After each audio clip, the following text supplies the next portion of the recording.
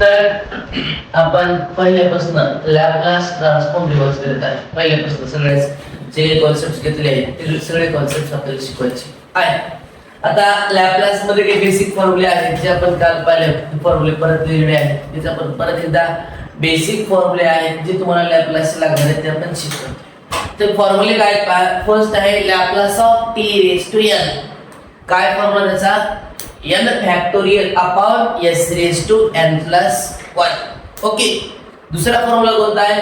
Laplace of 1 चा Laplace काय आहे? 1 अपॉन s. तिसरा फॉर्म्युला आहे लॅपलास ऑफ sin 80.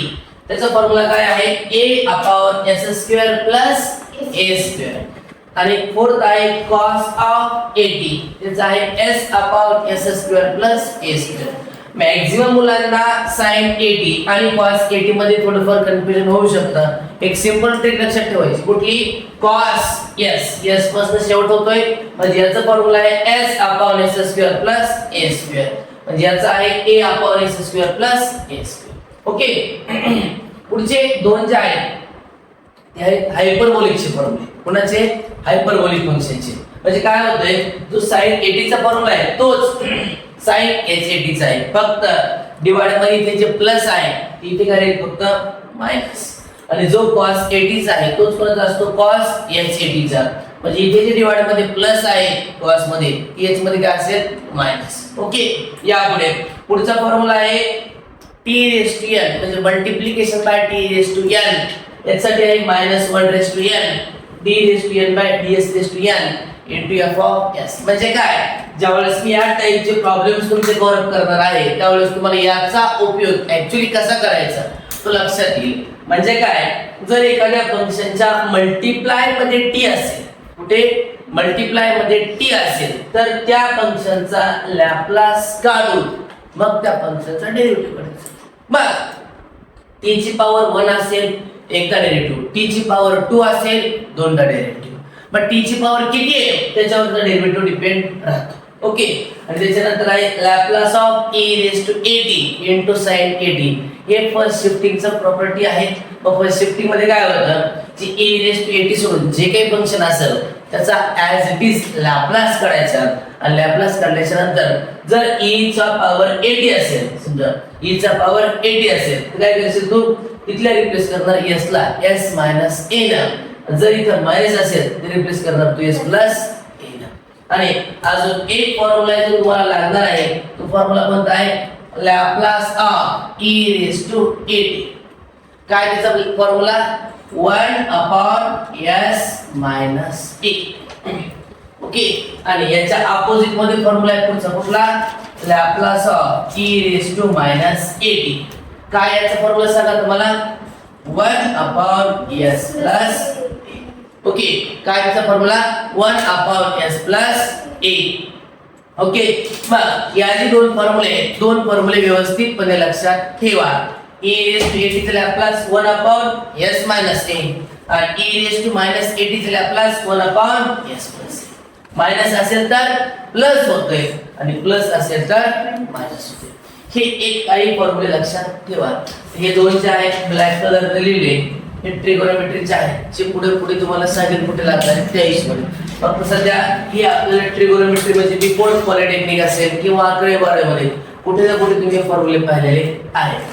तर तो एक फॉर्म्युला सांगतो. sin ht चा फॉर्म्युला आहे e raise to t minus of e raise to minus t upon 2. आणि cos ht चा आहे e raise to t plus e raise to minus t upon 2. आता तुम्हाला पूर्ण लॅपलास करण्यासाठी तुम्हाला एवढे जरी बेसिकचे फॉर्म्युले क्लिअर असतील तर तुम्हाला आरामात पूर्ण लॅपलास समजेल. पण याच्यामध्ये थोडंसं बेसिक कॉन्सेप्ट मध्ये म्हणला तर डेरिव्हेटिव्ह पूर्ण आलं पाहिजे. पूर्ण म्हणजे प्रोडक्ट रूल आणि क्वेश्चन आणि बेसिकचे काही फॉर्म्युले आणि इंटिग्रेशन मधले काही बेसिकचे फॉर्म्युले तुम्हाला आले तर लॅपलास मध्ये कुठलीच अडचण येणार नाही.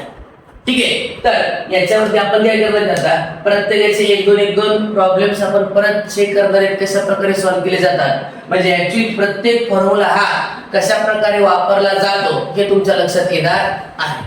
ठीक आहे. तर n फॅक्टोरियल असेल किंवा बाकीच्या काही गोष्टी असतील की कशा प्रकारे सॉल्व्ह केलं जातं किंवा काय असतं याचे काही आपल्याला फॉर्म्युले आहेत किंवा बेसिक प्रॉब्लेम्स आहेत ते आपल्याला चेक करायचे आहेत. ठीक आहे. चल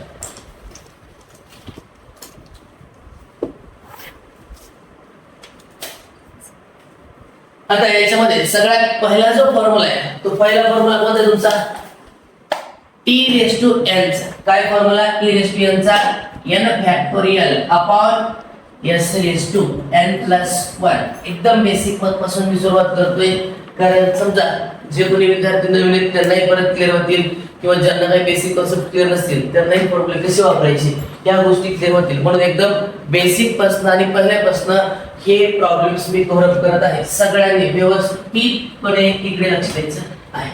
चलो फर्स्ट फॉर्म्युला कोणता आहे मला सांग Laplace of e raised to n चा काय Laplace n factorial upon s raised to n plus 1 चल सांग लॅप्लास ऑफ समजा e raised to 4 आहे Laplace of t raised to 4 आहे काय मला सांगशील 4 factorial upon s raised to 4 plus 1 आता 4 फॅक्टोरियलचा अर्थ सगळ्यांना कळत असेल फॅक्टोरियल म्हणजे काय त्या संख्येपासून वापस 1 पर्यंत जाणे म्हणजे काय 4 into 3 into 2 into 1 बरोबर आहे.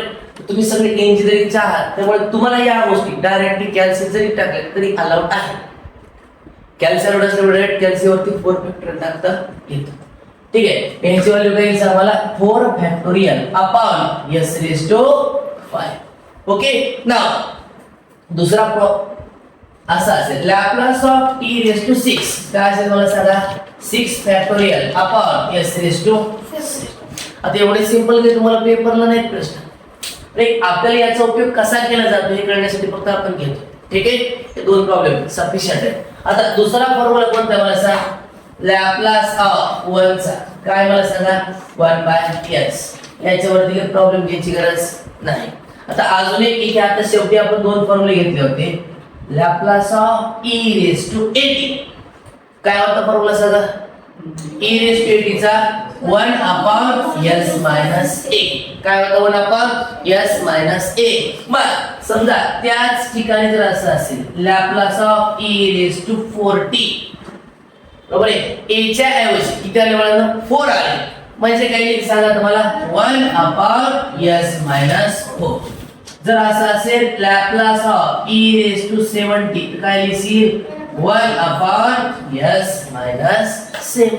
आता अजून एक फॉर्म्युला दिलेला मी तुमचा कोणता प्लस असेल तर मायनस आणि इथं मायनस आलं तर प्लस म्हणजे जर पुढचा प्रॉब्लेम असा असेल कुठला Laplace of e raised to minus 3t Laplace of e raised to minus 3t तर काय लिहिशील सर मला 1 upon s plus 3 कळतंय 1 upon s plus 3 आणि जर समजा असं असेल तर Laplace of e raised to minus 70 वगैरे आलं तर 1 upon s plus 7.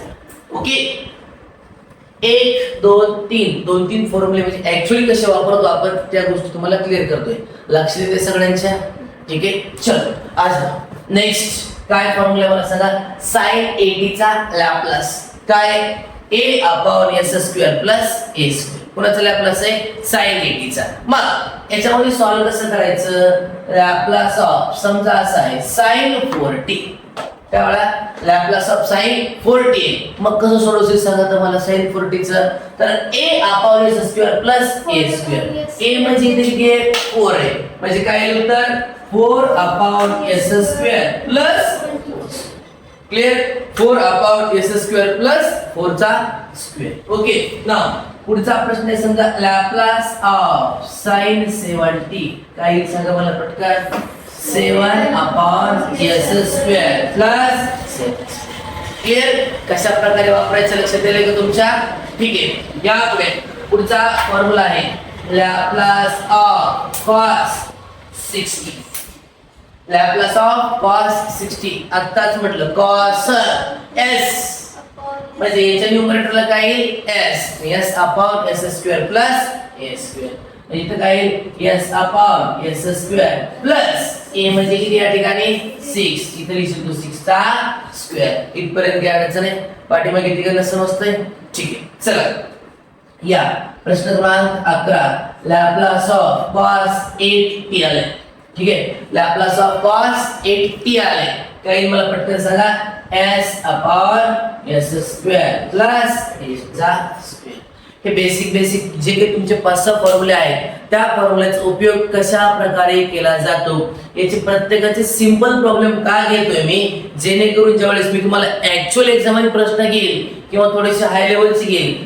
परत तुम्हाला त्याचं कन्फ्युजन झालं नाही पाहिजे ठीक आहे तर हे काही प्रश्न आहेत आता याच्यामध्ये मॅक्झिमम हायपरबोलिक आलंच काय करता तुम्ही सगळं मला फक्त इथे जे प्लस आहे ना तिथे फक्त काय होईल मायनस इथे जे प्लस आहे ते काय होईल मायनस बाकी कुठलाच चेंज होणार नाही कुठला sin h80 चा लॅप्लास आहे a upon s square minus a square आणि cos h80 चा लॅप्लास आहे s upon s square minus a square okay इथपर्यंत हे सगळं तुम्हाला व्यवस्थितपणे क्लिअर केलेलं आहे